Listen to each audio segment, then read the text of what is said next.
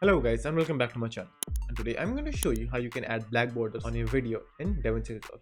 So firstly, click on your video over here, then go to colors over here.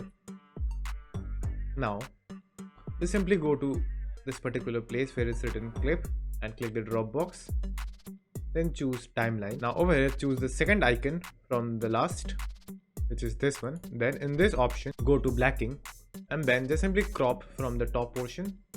So let's go with the value of 80, and what you have to do now is decrease the same amount of value you have written on the top from the bottom portion as well. So it is currently 1080. I will just simply remove 80 from here and then just simply click on a blank space, and as you can see the black border has been added. So now if I go to edit, as you can see the video now has a smooth cinematic black background. And if I add another video onto the timeline, this will also affect on that video as well. So let me show you.